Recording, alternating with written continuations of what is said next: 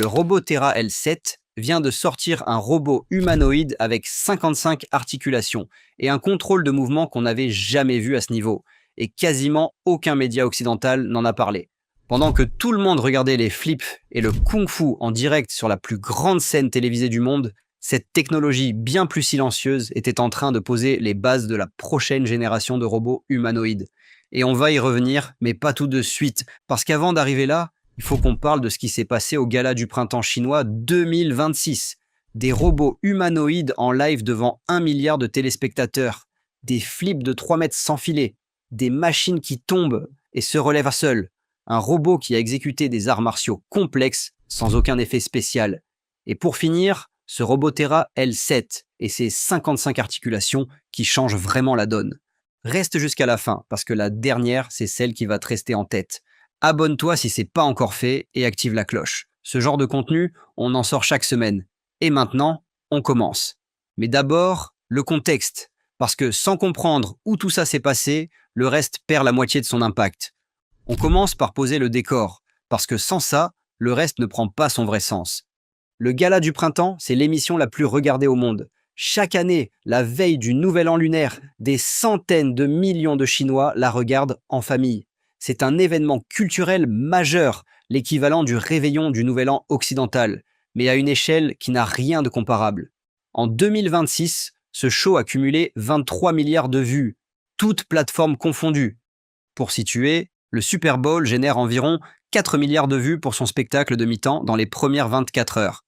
On n'est vraiment pas dans la même catégorie. Ce qui frappe encore plus, c'est la décision de mettre des robots humanoïdes en tête d'affiche, pas dans un segment technique discret en fin de soirée. En vedette, sur scène, en live, aux côtés de vrais danseurs humains.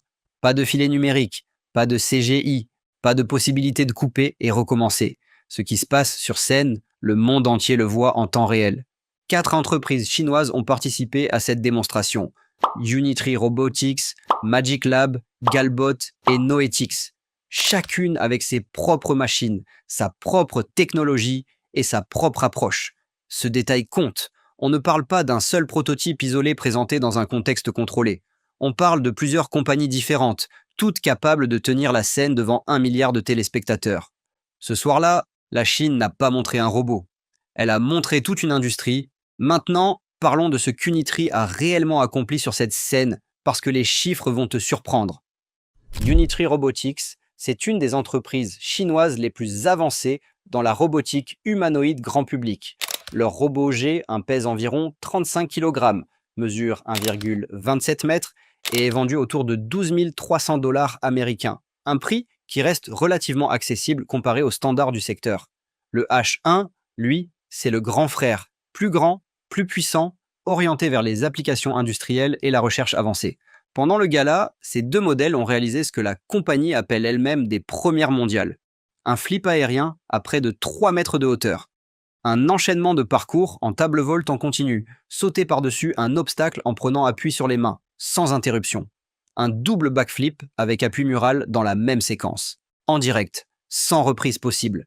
La synchronisation entre les robots pendant les séquences de kung-fu collectif était gérée par une plateforme de contrôle distribuée. Un système capable de coordonner des dizaines de machines à la milliseconde près. Chaque robot reçoit ses instructions de mouvement avec une précision temporelle inférieure à une milliseconde, ce qui rend possible une chorégraphie parfaitement alignée, même à grande vitesse.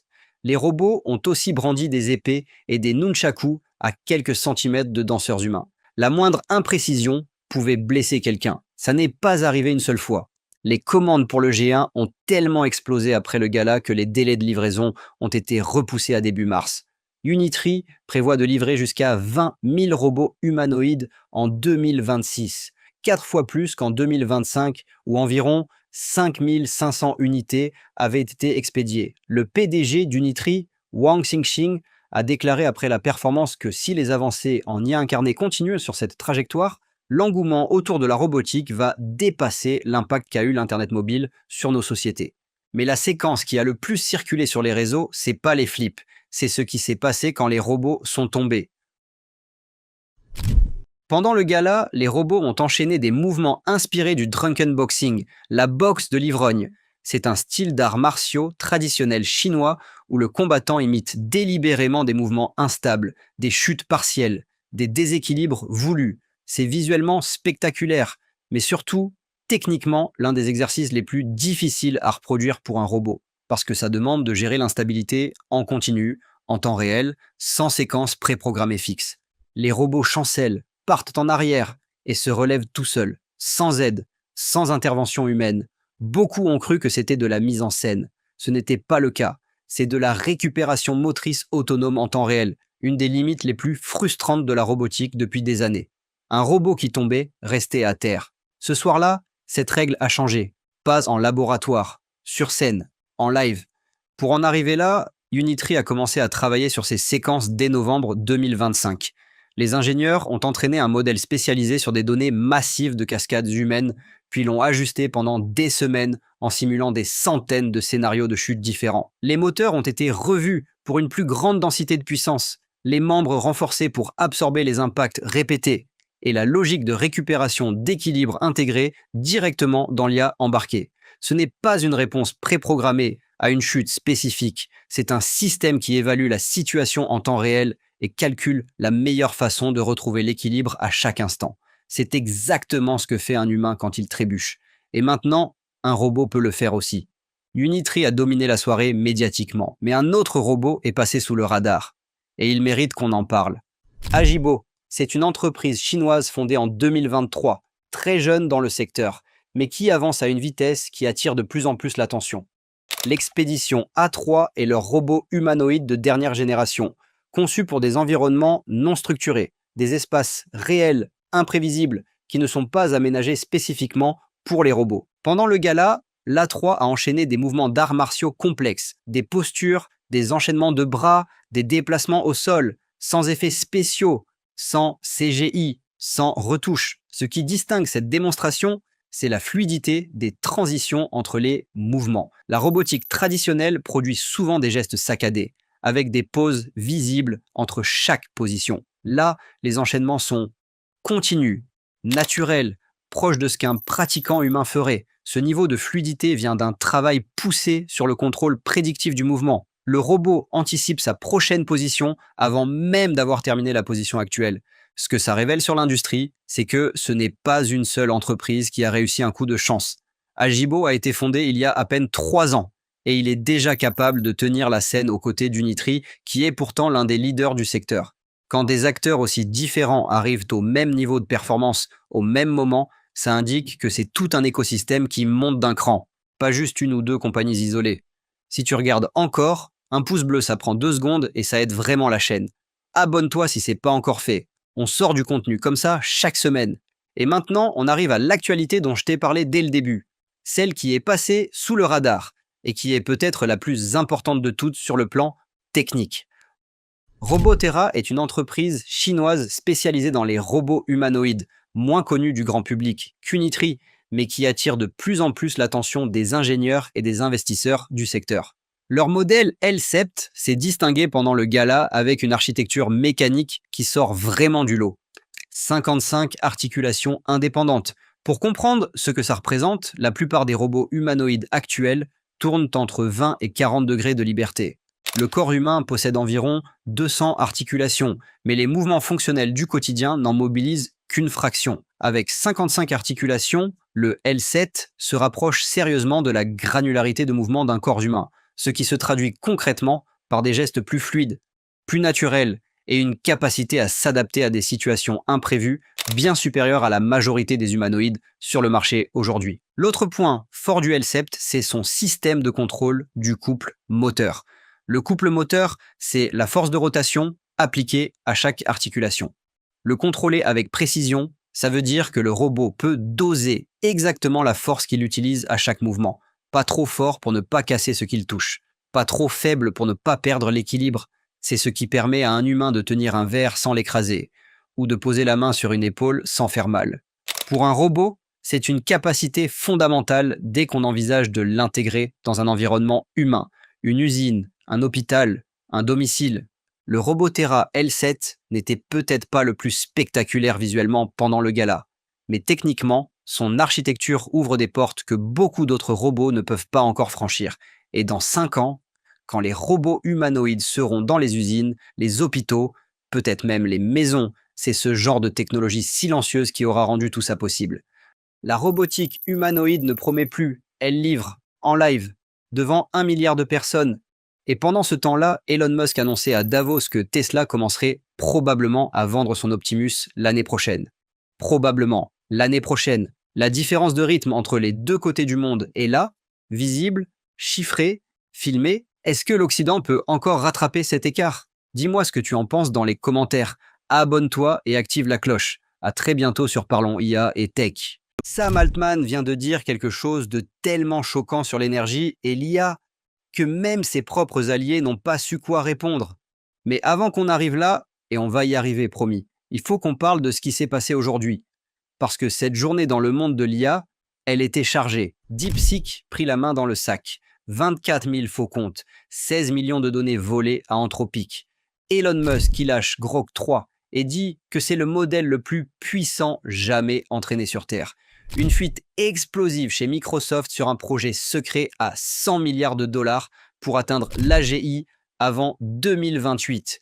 Et Google qui ouvre les tests gratuits de Gemini 3.1 Pro dès aujourd'hui. C'est beaucoup. Et chaque info mérite qu'on s'y arrête vraiment.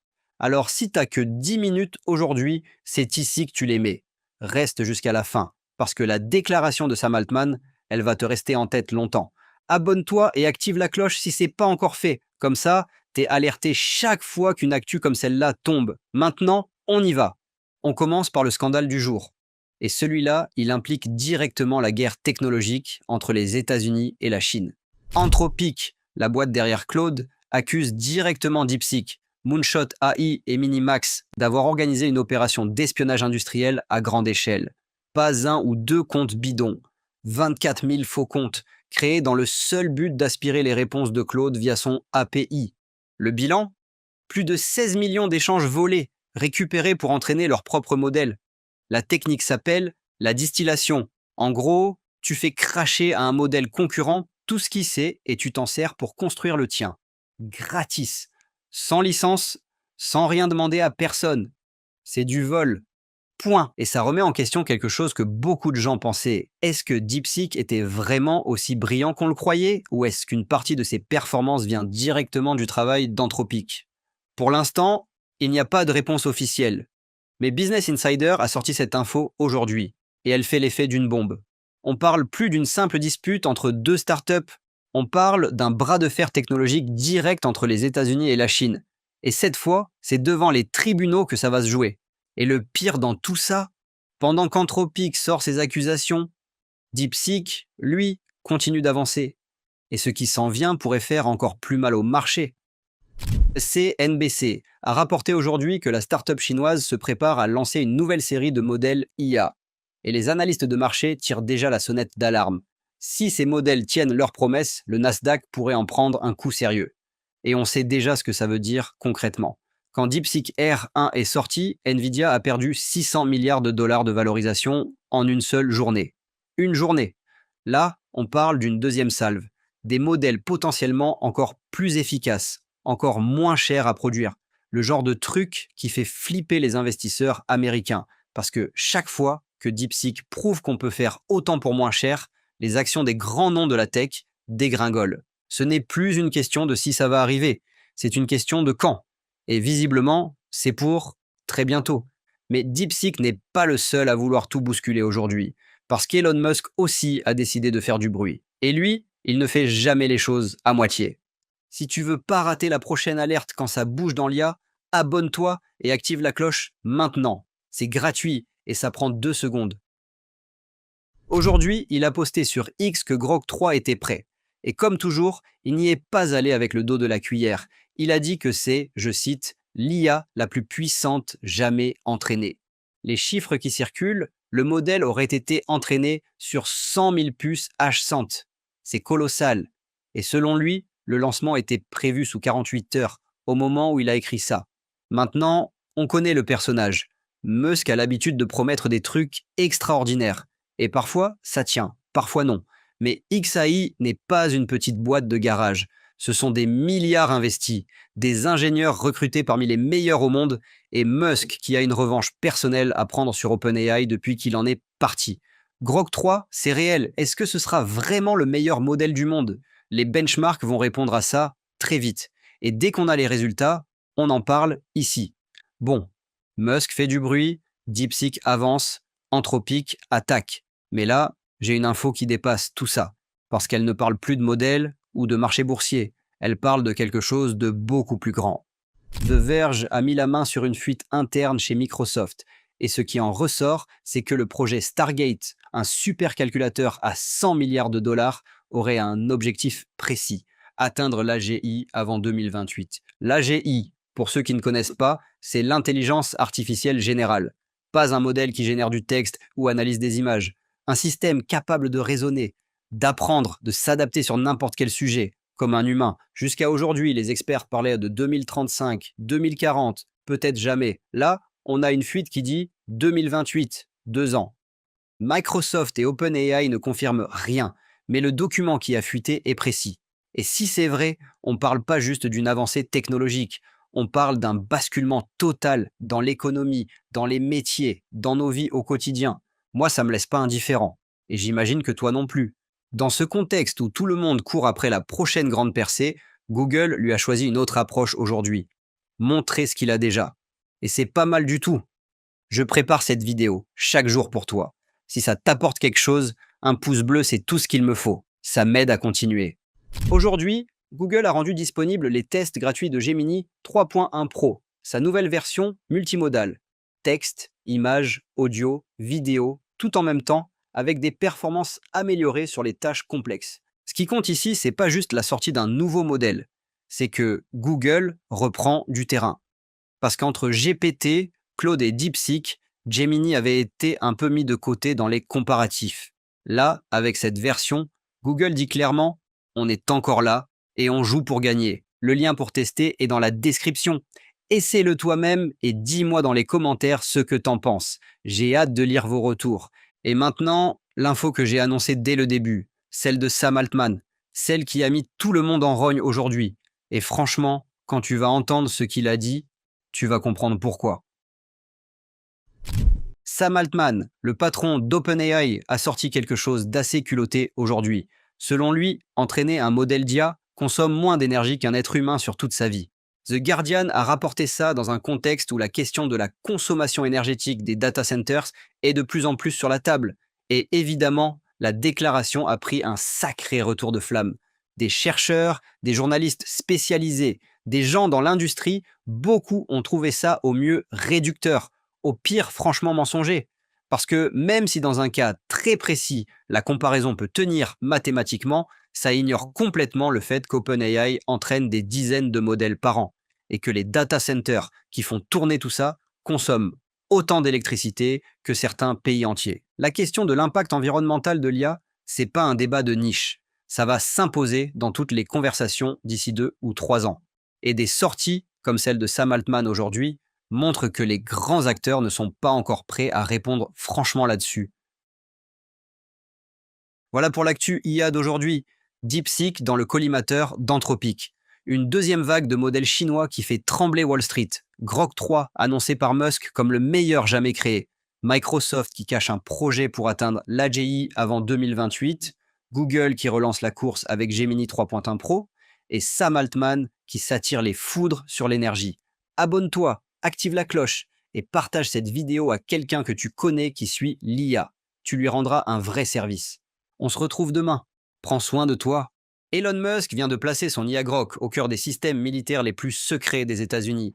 Le Pentagone lui a ouvert l'accès classifié. Cette semaine. Officiellement. Et pendant ce temps, le même Pentagone a donné un ultimatum brutal à Anthropic. Retirez les restrictions éthiques de Claude avant vendredi, ou on coupe tous vos contrats militaires. Meta, de son côté, vient de signer un deal monstre de 100 milliards de dollars avec AMD pour écraser Nvidia une fois pour toutes dans la course Opus IA. Claude peut désormais ouvrir ton Excel, remplir tes tableaux, créer ton PowerPoint et te livrer un rapport complet sans que tu touches une seule touche. Et OpenAI vient de pousser des upgrades majeurs sur la voix et les agents IA qui vont changer la façon dont tu utilises l'IA dès aujourd'hui. 5 actualités, toutes des dernières 24 heures, toutes explosives. On commence par le deal à 100 milliards qui vient de faire trembler Nvidia. Mais on termine par ce qui se passe vraiment au Pentagone avec Grok et Anthropic. Parce que cette histoire-là, elle mérite qu'on pose tout le contexte avant d'en parler. Abonne-toi maintenant si ce n'est pas encore fait. Active la cloche et reste jusqu'à la fin. Parce que la dernière info change vraiment la façon dont on doit penser l'IA militaire. On attaque direct avec le chèque le plus gros de la semaine. 100 milliards de dollars. C'est le montant maximum de l'accord que Meta vient de signer avec AMD.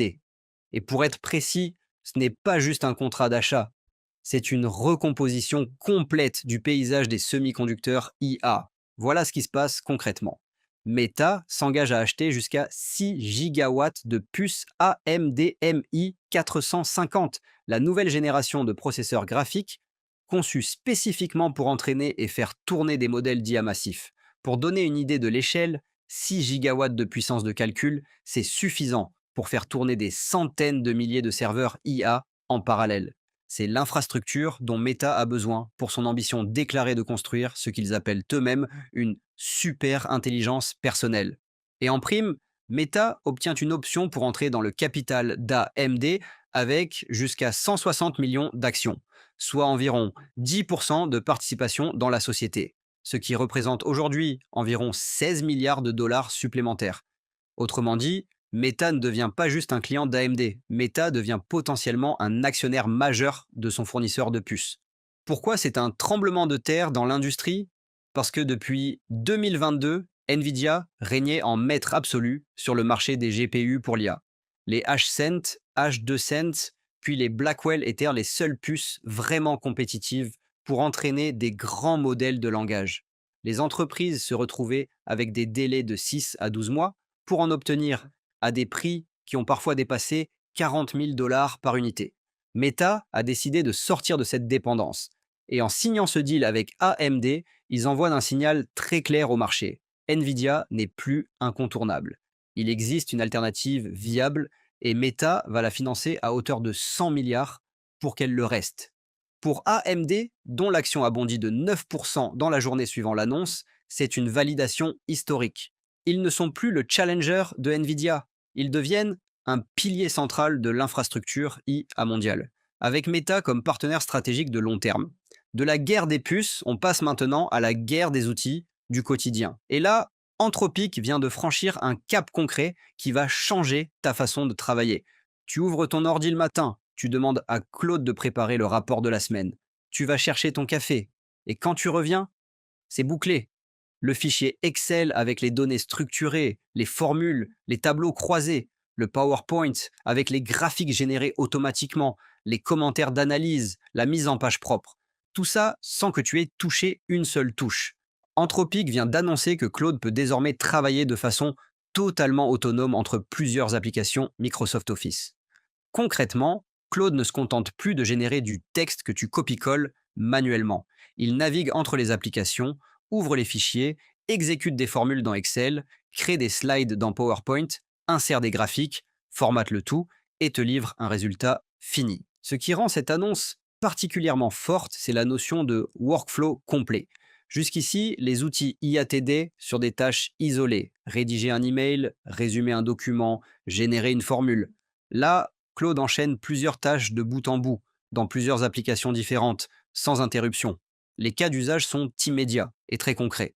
Un analyste financier qui produit des reportings hebdomadaires, un chef de projet qui prépare ses bilans mensuels, un consultant qui construit des présentations clients, un comptable qui consolide des données de plusieurs sources.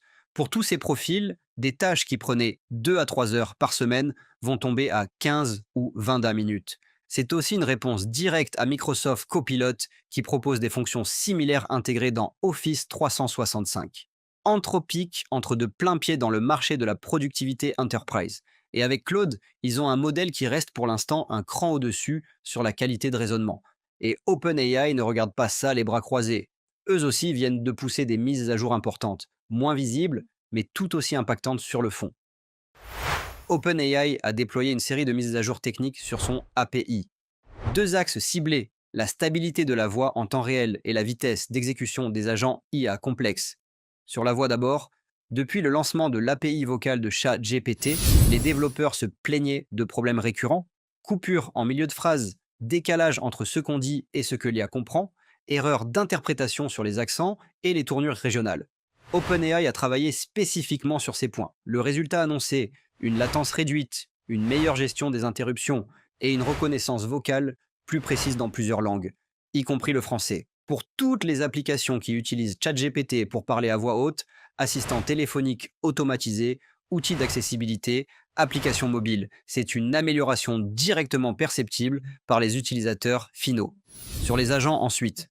Un agent IA, c'est un système capable d'enchaîner plusieurs tâches de façon autonome. Chercher une information en ligne, l'analyser, écrire un email en réponse, mettre à jour un fichier, déclencher une action dans une autre application.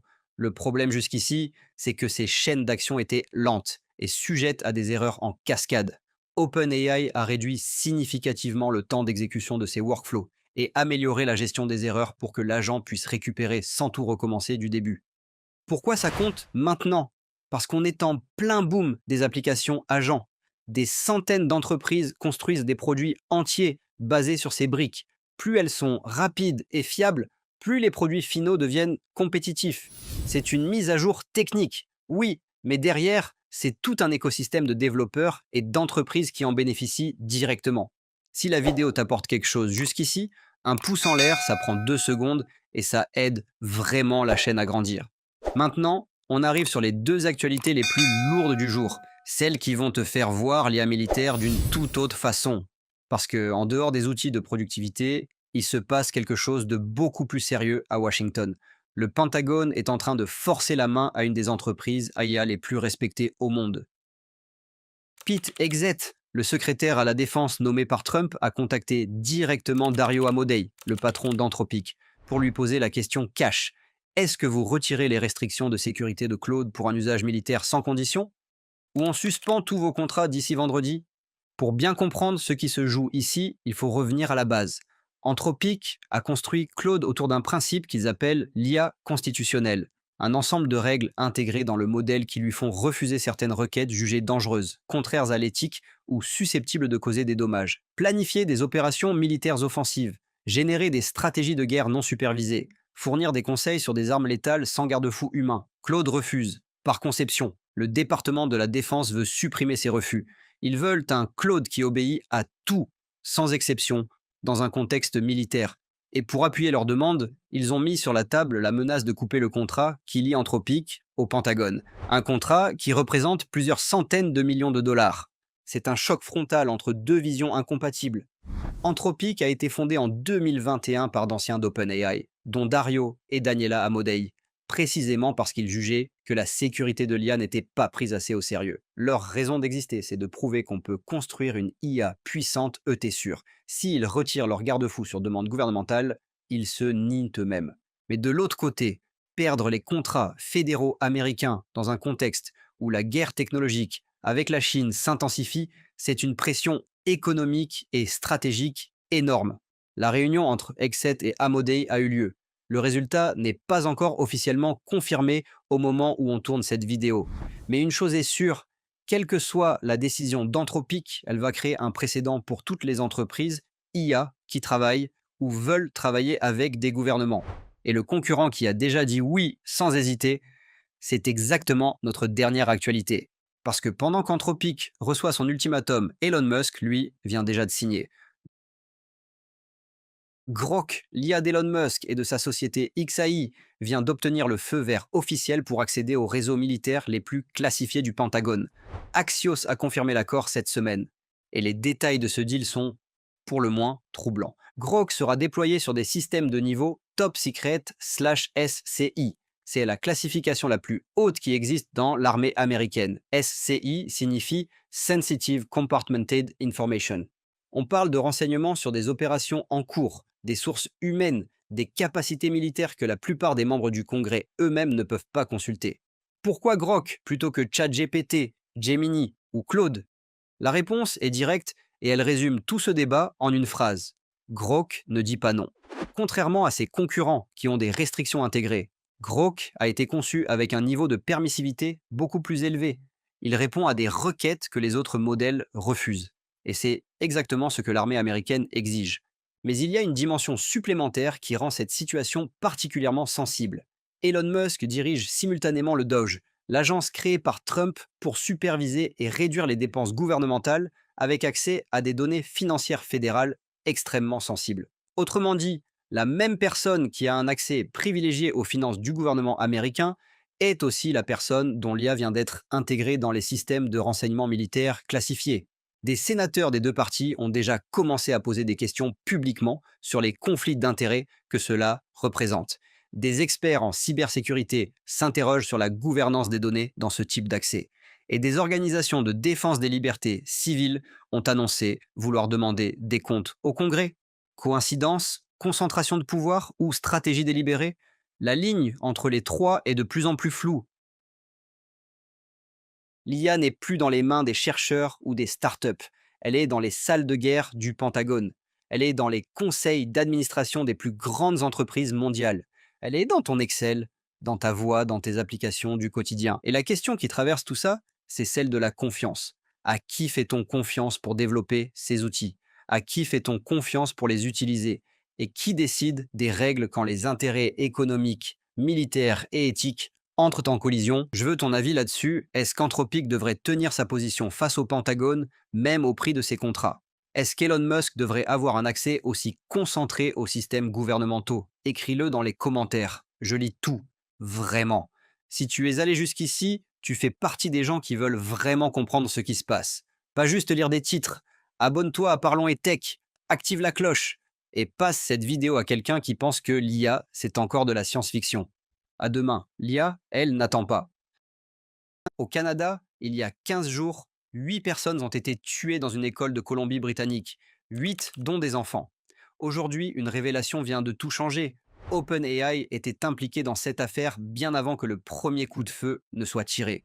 La compagnie avait banni le compte ChatGPT de la tireuse des mois avant le massacre, parce que ses conversations parlaient déjà de violence. OpenAI savait et n'a contacté ni la police canadienne ni le gouvernement fédéral. Le silence total jusqu'à ce que les corps soient retrouvés. Ottawa est en colère. La ministre canadienne de l'IA réclame des comptes. Le ministre de la Justice parle de législation d'urgence. Et Donald Trump lui-même vient de prendre position sur la question. Mais ce n'est pas tout, parce qu'un rapport publié aujourd'hui par OpenAI révèle que pendant tout ce temps, ChatGPT était utilisé à grande échelle pour arnaquer des milliers de personnes, créer de faux cabinets d'avocats et manipuler des élections à l'autre bout du monde. 5 actualités majeures, une seule vidéo, et à la toute fin, une annonce qui va changer votre façon de travailler avec l'IA, dans le bon sens cette fois. Restez avec moi, abonnez-vous maintenant si ce n'est pas encore fait. On couvre l'intelligence artificielle sans filtre, avec les faits que les grands médias n'ont pas le temps de creuser. Activez la cloche, les prochaines vidéos arrivent vite. Commençons par ce que vous ne savez probablement pas encore sur la tuerie de Tumbler Ridge, et le silence qu'Ottawa ne peut plus accepter. Le 10 février 2026, Jessie Van Roetselaar, une jeune femme de 18 ans, tue sa mère et son demi-frère à leur domicile, puis se dirige vers l'école secondaire de Tumbler Ridge où elle ouvre le feu. 8 morts au total. C'est la fusillade la plus meurtrière au Canada depuis 2020 et la pire tuerie dans une école depuis le massacre de l'école polytechnique en 1989. Ce que les enquêteurs ont découvert ensuite est glaçant. OpenAI avait banni son compte ChatGPT plusieurs mois avant le drame. La raison, documentée dans leurs systèmes internes, des conversations évoquant des actes de violence détectés à la fois par des outils automatisés et par des employés humains. La compagnie avait donc entre les mains une information potentiellement critique. Et elle n'a rien dit. Ce n'est que 2 jours après la fusillade qu'OpenAI a finalement demandé des coordonnées pour contacter la GRC. La justification officielle, le contenu ne répondait pas à leur seuil interne de menace imminente et crédible. Leurs propres équipes ont évalué le risque, ont conclu que ce n'était pas suffisant et ont archivé le dossier. Le ministre de la Justice, Sean Fraser, a parlé ouvertement d'un échec et a clairement indiqué que des modifications législatives étaient sur la table pour forcer les plateformes d'IA à signaler ce type de comportement aux autorités.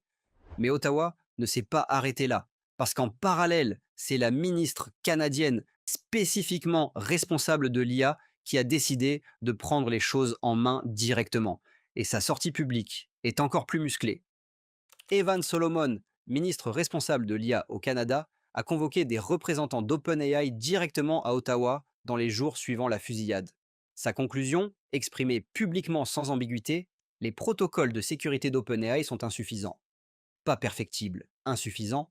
Ce qui alimente sa colère, c'est précisément ce vide juridique qui a permis à OpenAI de rester silencieuse. La loi canadienne sur la protection de la vie privée dit que les entreprises peuvent divulguer de l'information si elles jugent qu'une personne représente un risque. Pas doivent, peuvent. Ce mot a coûté cher. Et des dispositions qui auraient pu créer une véritable obligation de signalement ont été abandonnées lors de la dissolution du Parlement en janvier 2025. La ministre a été directe. Si OpenAI ne fait pas les changements nécessaires de son propre chef, le gouvernement canadien interviendra par la législation. Une régulation d'urgence n'est plus une option théorique, c'est une menace concrète, formulée par un gouvernement qui se sent trahi par une compagnie qu'il avait jusqu'ici laissé opérer librement. Et cette affaire ne reste pas confinée au Canada, parce qu'à Washington, un nom bien connu vient de s'inviter dans la polémique. Donald Trump a pris position, et OpenAI se retrouve maintenant sous pression des deux côtés de la frontière. Le rapport de menace publié aujourd'hui par OpenAI mentionne explicitement des opérations d'influence politique ciblant des figures majeures. Et dans ce contexte, Donald Trump a promis publiquement un durcissement face aux dérives de l'intelligence artificielle. Ce qui est frappant ici, c'est que Trump, qui avait pourtant assoupli plusieurs régulations technologiques depuis son retour à la Maison-Blanche en janvier 2025, se retrouve à tenir un discours de fermeté sur l'IA. C'est un signal fort. Quand le président américain et le gouvernement canadien convergent sur le même sujet en l'espace de 48 heures, l'industrie de l'IA ne peut plus faire semblant de ne pas entendre. Pour OpenAI, la pression vient maintenant de partout. Ottawa au nord, Washington au sud, et une opinion publique de plus en plus sensibilisée à ces questions depuis Tumbler Ridge. La fenêtre de l'autorégulation se ferme rapidement. Et pour comprendre jusqu'où va réellement le problème, il faut lire le rapport qu'OpenAI vient de publier ce 25 février. Parce qu'il révèle quelque chose d'encore plus systématique et d'encore plus troublant. OpenAI a publié aujourd'hui un rapport de menace qui documente de façon très détaillée comment des groupes criminels ont détourné ces outils. Ce rapport aurait pu rester confidentiel, ils ont choisi de le rendre public, et ce qu'il contient ne flatte vraiment pas la compagnie. Premier cas documenté, les arnaques romantiques. Des réseaux criminels ont utilisé ChatGPT pour alimenter de faux services de rencontres. Contenu publicitaire, profils fictifs, messages personnalisés, tout un écosystème frauduleux construit avec l'aide de l'IA, dont les victimes ressortaient avec des pertes financières considérables. Deuxième cas, particulièrement audacieux, de faux cabinets d'avocats. Des individus se sont fait passer pour des avocats, des études juridiques, voire des agents des forces de l'ordre américaines. Un exemple précis mentionné dans le rapport, une fausse carte de membre du barreau de New York générée avec ChatGPT, accompagnée d'une présence sur les réseaux sociaux pour crédibiliser l'arnaque. Les cibles étaient des gens déjà victimes de fraude, qui cherchaient une aide juridique. Le cynisme de ces opérations est déconcertant. Troisième dimension, la plus préoccupante sur le plan géopolitique. Des comptes liés aux forces de l'ordre chinoises ont utilisé ChatGPT pour collecter des informations sur des citoyens américains, localiser des bâtiments fédéraux et envoyer des emails à des élus et des analystes financiers américains pour les inviter à des consultations rémunérées. Une technique classique de recrutement d'informateurs modernisée par l'IA. Et puis, il y a le volet politique pur. Le rapport mentionne une campagne visant à ternir la réputation de Sanae Takaichi, candidate à la tête du Parti libéral démocrate japonais, des contenus diffamatoires, générés automatiquement pour peser sur une élection étrangère. OpenAI affirme avoir fermé tous ses comptes, mais la question que tout le monde se pose reste la même.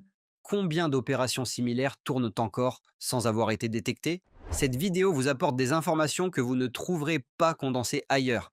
Partagez-la maintenant avec quelqu'un qui doit absolument voir ça. Et si vous n'êtes pas encore abonné, c'est le meilleur moment, parce qu'on n'est qu'à la moitié de ce que j'ai à vous dire aujourd'hui.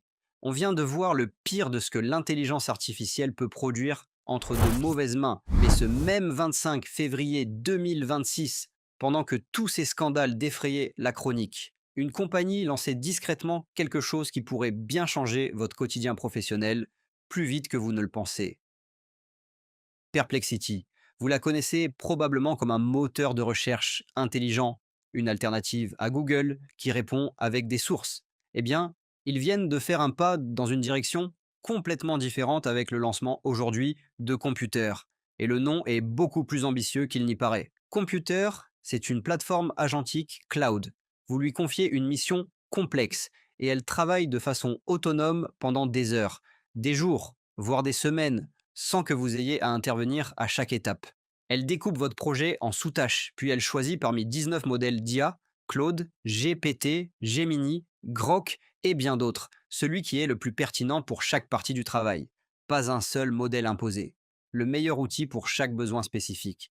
Concrètement, vous pouvez lui demander de gérer un projet de développement logiciel de bout en bout, de mener une veille concurrentielle sur plusieurs semaines, de produire des rapports, d'automatiser des tâches récurrentes.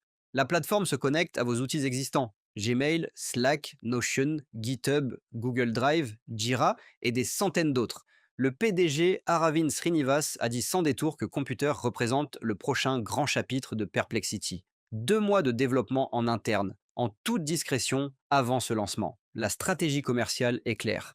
200 $ par mois, exactement le même prix qu'OpenAI Pro. Ce n'est pas un hasard. Les abonnés reçoivent 10 000 crédits mensuels avec un bonus de lancement de 20 000 crédits supplémentaires pour les 30 premiers jours. Les abonnés à 20 $ par mois et les entreprises devraient avoir accès dans les prochaines semaines. Un bémol quand même, des chercheurs en sécurité ont déjà signalé des failles dans le système de protection intégré à Computer à peine quelques heures après le lancement. Ça rappelle que même les annonces les plus prometteuses dans l'IA arrivent avec leurs propres angles morts. Voilà ce que ce mois de février 2026 dit sur l'état réel de l'intelligence artificielle. Un silence qui a peut-être coûté des vies, une ministre qui perd patience, un président américain qui durcit le ton, un rapport qui confirme que ces outils sont détournés à une échelle industrielle, et en parallèle, une plateforme qui arrive avec une vision différente, plus ambitieuse de ce que l'IA peut accomplir entre de bonnes mains. Ce qui se dessine, c'est une période où les gouvernements ne peuvent plus laisser ces entreprises s'autoréguler, et où nous, utilisateurs, devons comprendre que l'IA n'est ni bonne ni mauvaise. Elle est exactement ce que les gens qui la contrôlent décident d'en faire. Dites-moi dans les commentaires, est-ce qu'Ottawa a raison de vouloir forcer OpenAI à signaler les menaces à la police? Et est-ce que vous utiliseriez une plateforme comme Perplexity Computer à 200 $ par mois? Je lis chaque commentaire. Partagez cette vidéo et à très bientôt.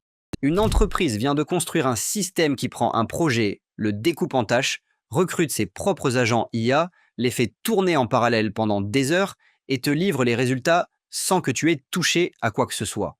Pendant qu'OpenAI et Google se regardaient en chien de faïence, Perplexity a silencieusement changé les règles du jeu.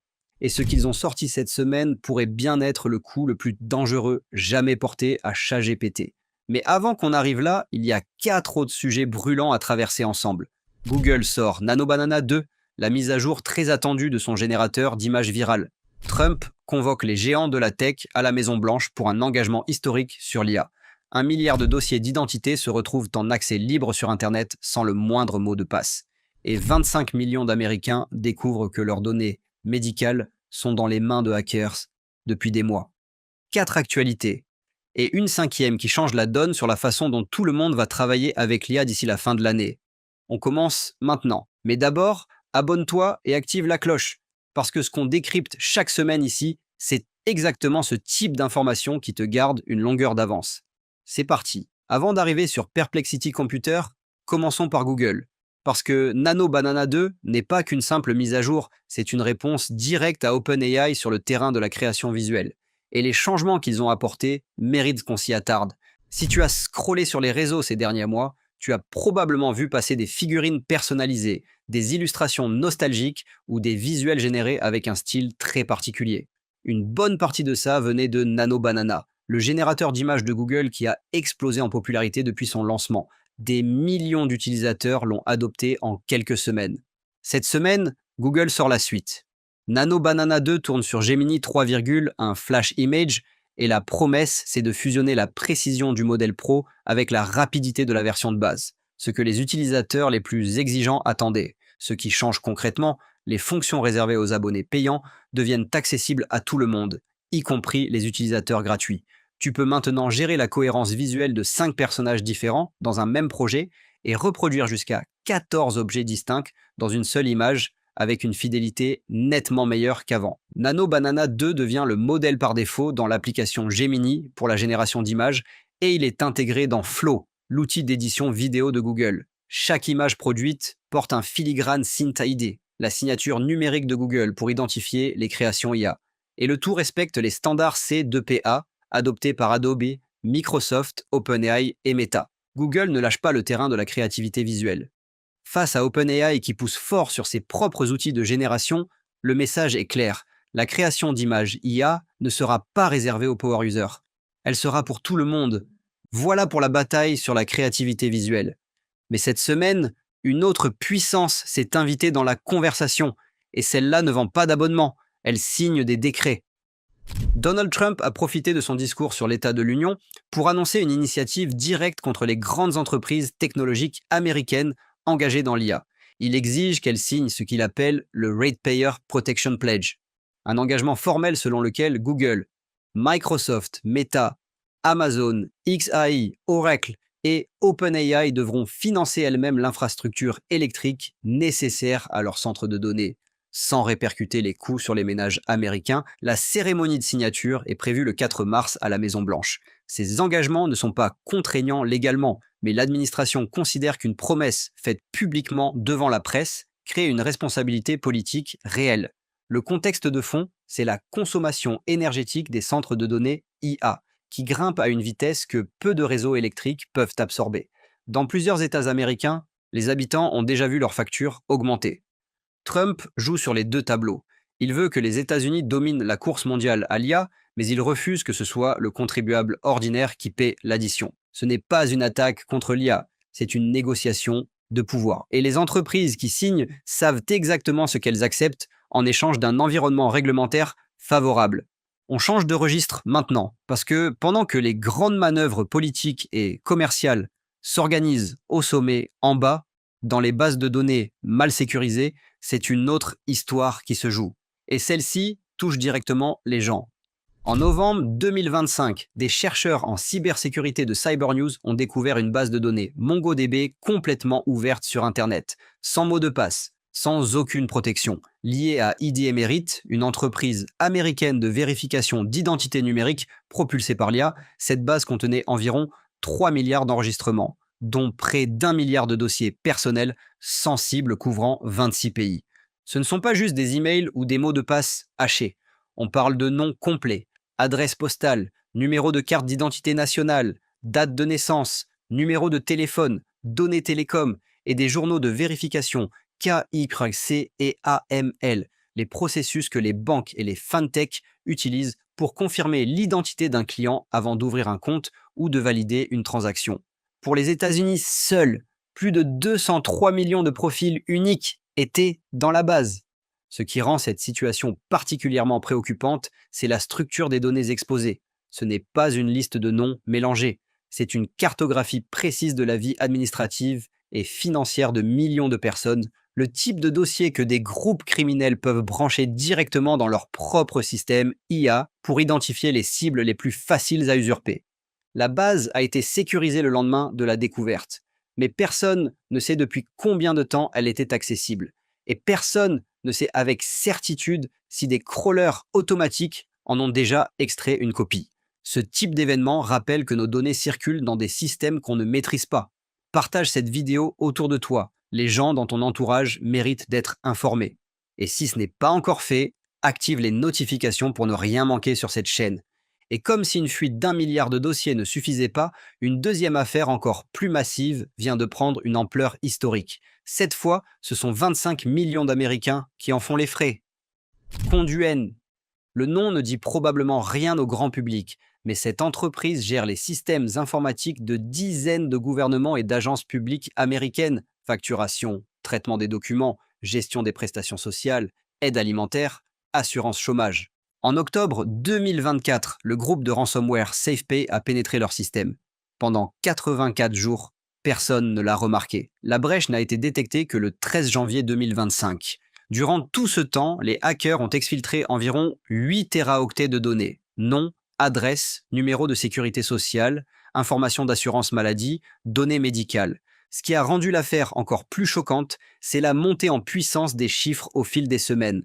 Le Texas est passé d'une première estimation de 4 millions de personnes touchées à 15,4 millions une hausse de 285%. L'Oregon a déclaré 10,5 millions de victimes. En ajoutant les autres États, on dépasse aujourd'hui les 25 millions de personnes directement affectées, selon les dernières notifications officielles. C'est l'une des plus grandes brèches de données médicales de toute l'histoire américaine. Et ce qui choque au-delà des chiffres, c'est l'attitude de Conduent. L'entreprise a multiplié les déclarations vagues, rendu difficile l'accès à l'information pour les victimes et n'a toujours pas fourni d'explications publiques claires sur comment une infiltration de 3 mois a pu passer totalement inaperçue. On a parlé de Google, de Trump, de 2 scandales de données. Maintenant, on arrive sur le sujet que j'ai annoncé dès le début, celui qui, selon moi, va avoir le plus d'impact sur ta façon de travailler avec l'IA dans les prochains mois. Perplexity Computer. Perplexity, la plateforme que beaucoup utilisent comme alternative sérieuse à Google Search, vient de lancer quelque chose d'une nature complètement différente. Ça s'appelle Perplexity Computer et c'est un système agentique capable d'exécuter des projets entiers, de façon autonome, sans que tu aies à surveiller quoi que ce soit.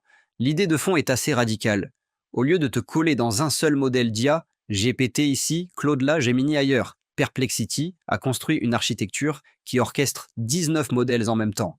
En temps réel, chaque tâche est assignée au modèle le mieux adapté pour l'exécuter.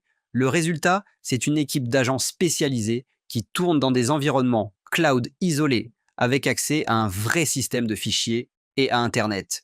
Pour te donner une idée concrète, une équipe interne a utilisé Computer pour construire un tableur de 4000 lignes sur une seule nuit. Une semaine de travail humain en quelques heures. C'est le genre de gain de productivité que les entreprises vont noter très vite. Le tarif est de 200$ par mois, réservé pour l'instant aux abonnés max, ce qui le positionne directement face à ChatGPT Pro d'OpenAI, mais avec une logique différente. Là où OpenAI te force à rester dans son propre écosystème, Perplexity te donne accès aux meilleurs outils de chaque concurrent dans un seul et même workflow. Ce n'est pas une mise à jour, ce n'est pas une nouvelle fonctionnalité, c'est une vision différente de ce que doit être un assistant IA. Et si ça tient ses promesses à grande échelle, les implications pour les entreprises, les créateurs et les développeurs sont considérables. Si tu travailles dans la tech, dans le business ou dans la création de contenu, ce type d'outil peut concrètement modifier ta façon de bosser au quotidien. Abonne-toi maintenant pour suivre ces évolutions semaine après semaine, parce que ça avance vite, très vite. Et voilà tout pour aujourd'hui d'un côté, des outils qui repoussent sérieusement les limites de ce qu'un individu ou une équipe peut produire seul. De l'autre, des failles de sécurité béantes qui exposent des centaines de millions de personnes parce que les systèmes n'ont pas grandi à la même vitesse que les ambitions. Perplexity Computer réinvente l'automatisation des tâches complexes. Nano Banana 2 met la création visuelle IA dans les mains du grand public. Trump recadre les big tech sur leurs responsabilités énergétiques. Et 2 scandales de données rappellent que la confiance qu'on place dans ces systèmes doit être méritée, pas assumée.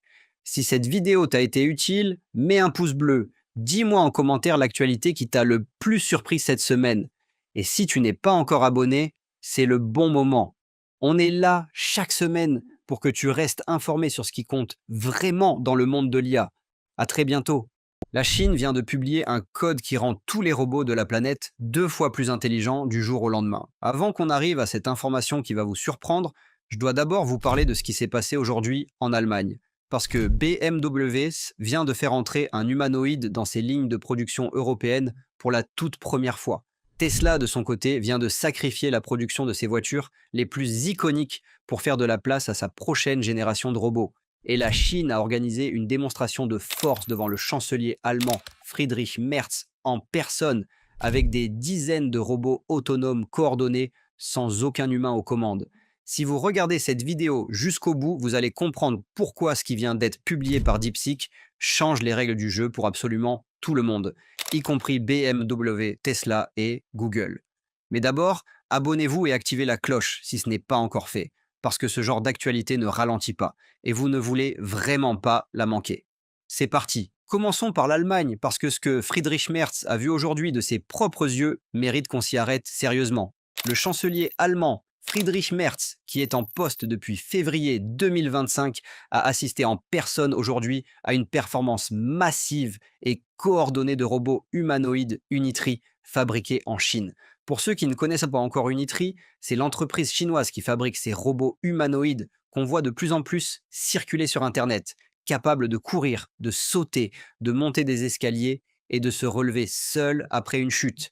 Leur modèle H1 et leur modèle G1 font régulièrement la une des médias tech depuis 2 ans. Ce que Mers a vu aujourd'hui, ce n'était pas 2 ou 3 robots dans un laboratoire propre. C'était une véritable démonstration de force, avec des dizaines d'unités qui se déplaçaient, s'adaptaient et se coordonnaient sans aucune intervention humaine en temps réel. Ce qui rend cette scène particulièrement lourde de sens, c'est le contexte dans lequel elle s'est produite. Friedrich Merz est le chancelier d'un pays qui a bâti sa puissance industrielle sur la précision mécanique et l'ingénierie depuis des décennies. L'Allemagne, c'est BMW, Volkswagen, Siemens, KUKA. Et c'est devant lui, précisément, que la Chine a choisi de montrer jusqu'où elle est allée dans l'IA incarnée. Le sous-texte politique est clair, la Chine ne demande plus la permission d'être une puissance technologique mondiale. Elle le démontre en direct. Il faut aussi savoir qu'Unitree vend ses robots humanoïdes à des prix bien inférieurs à ceux de ses concurrents occidentaux. Là où certains robots américains coûtent entre 150 000 et 200 000 dollars l'unité, Unitree propose des modèles entre 16 000 et 90 000 dollars selon les configurations. C'est cet écart de prix, combiné à la vitesse de développement, qui inquiète réellement les industriels européens et américains. Mais l'Allemagne n'est pas restée sans réponse. Le même jour, BMW annonçait officiellement que ses propres humanoïdes entrent en service dans ses usines européennes. BMW vient d'officialiser le lancement de son projet pilote avec un robot humanoïde dans son usine de Leipzig, en Allemagne. Le robot s'appelle Aeon. Il a été conçu par Hexagon Robotics, une société suisse qui collabore avec BMW depuis plusieurs années sur les technologies de capteurs industriels. Aeon a été présenté pour la première fois en juin 2025 et dès décembre de la même année, il effectuait ses premiers tests réels sur le plancher de l'usine. Ce qu'il faut comprendre sur Aeon, c'est que BMW ne cherche pas à créer un robot spectaculaire pour faire la une des journaux.